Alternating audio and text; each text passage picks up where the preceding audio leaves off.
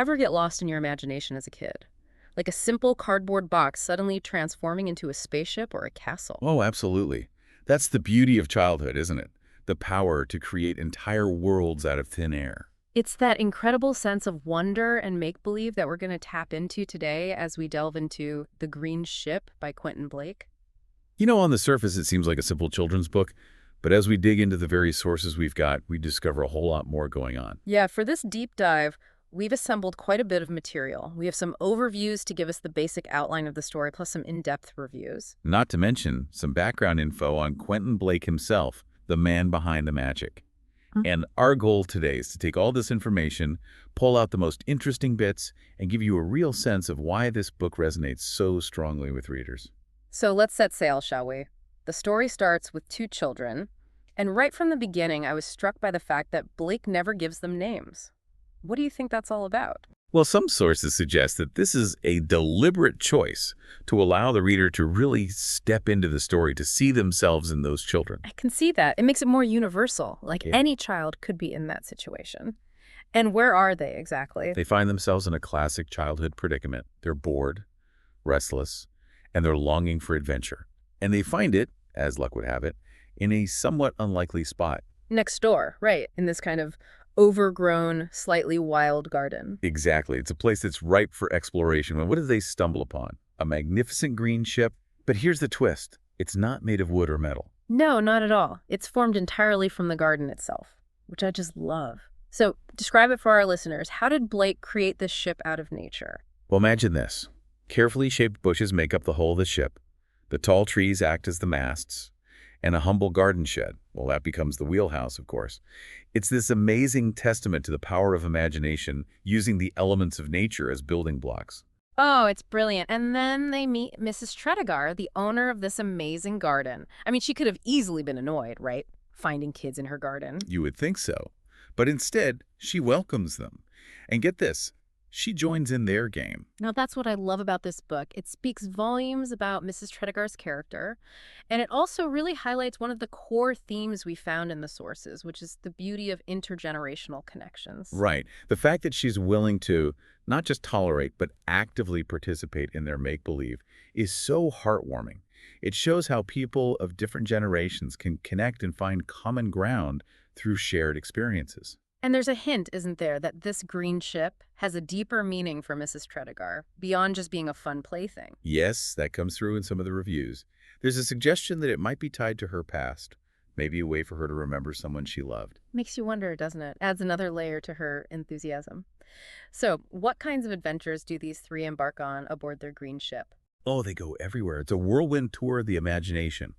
One minute they're exploring ancient ruins in Italy, the next they're crossing the scorching sands of Egypt. Then braving the icy Arctic. They really do cover a lot of ground, and all within the confines of this garden. Exactly. It really showcases the limitless potential of a child's imagination, how anything is possible when you let your mind run wild. And what's even more remarkable is that Mrs. Tredegar joins them every step of the way. And then there's this one really poignant moment.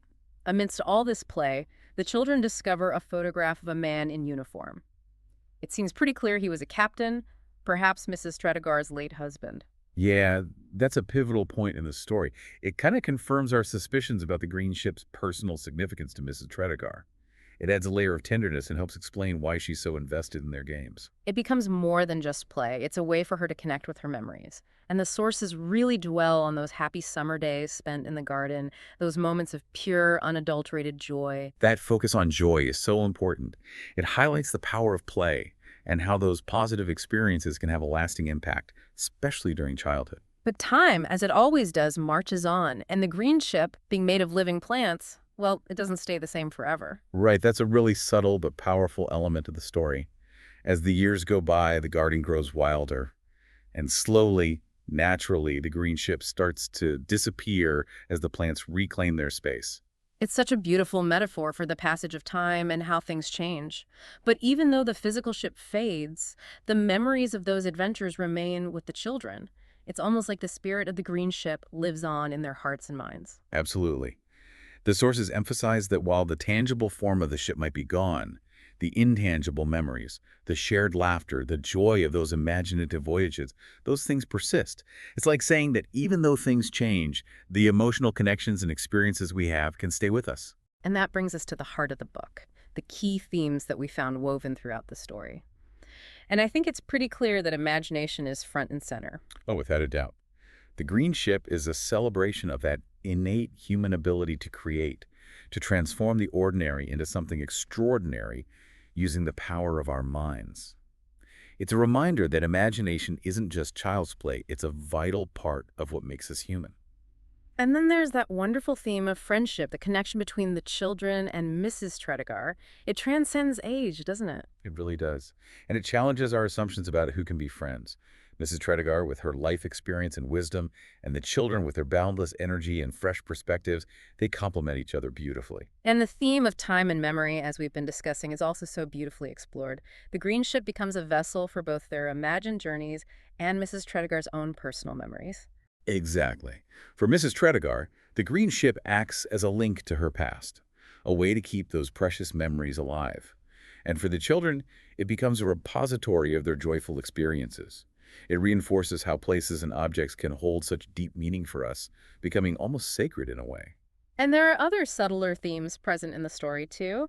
The sources touch upon the simple joy of adventure, the process of growing up, and even a delicate exploration of loss, all within the safe space of their imaginative play.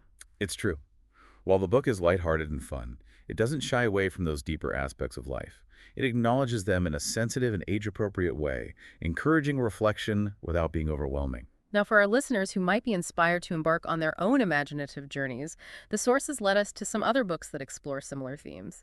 If you love that idea of transforming everyday objects through imagination, there are classics like Not a Box. Oh, that's a fantastic one. A cardboard box becomes anything and everything a child can dream up. And King Jack and the Dragon does a similar thing. It reminds us that the simplest things can spark the most incredible adventures when viewed through the lens of a child's imagination. We also came across The Paper Kingdom, which is a wonderful story about turning a boring office building into a magical realm. Again, finding wonder in unexpected places. Absolutely. And if it was that special garden setting in the green ship that really captured your attention, I'd highly recommend The Secret Garden. It's all about the transformative power of a hidden, overgrown garden. It's a beautiful exploration of discovery, growth, and the healing power of nature. And for those who were particularly touched by the friendship between the children and Mrs. Tredegar, there are some lovely books about intergenerational connections. Last Stop on Market Street is a beautiful portrayal of a boy and his grandmother. Birdsong is another one that comes to mind. It's about a young girl and an elderly neighbor who form a deep and meaningful bond. And Grandpa's Top Threes is a sweet story about a boy and his grandfather connecting through shared interests. All of these books showcase the unique richness that can come from friendships that bridge the gap between generations. And of course, we can't talk about The Green Ship without giving proper credit to the amazing Quentin Blake. I mean, the man's a legend. Born in 1932, he's become one of the most beloved figures in children's literature. Absolutely. He's not just an illustrator, he's a writer too. Yeah. And his iconic collaborations with Roald Dahl on books like Matilda and the BFG have brought joy to countless readers. And his work has received well-deserved recognition. He's won numerous prestigious awards, including the Hans Christian Andersen Award, and he was the first British Children's Laureate, which is a huge honor. You know what really sets Quentin Blake apart? It's his distinctive illustration style. It's so full of energy and movement, and yet, as the sources reveal, it's carefully planned and executed. He has this incredible knack for capturing emotion and personality with just a few lines and splashes of color. Oh, I totally agree. He uses pastels, inks, and watercolors to create characters and worlds that are so expressive and vibrant. And his art style is such an integral part of what makes his stories so appealing and enduring. And if you're looking to explore more of his work, I'd recommend Mr. Magnolia, Clown, and Mrs. Armitage on Wheels. All of them are brimming with that signature Quentin Blake blend of imagination, humor, and heartwarming storytelling.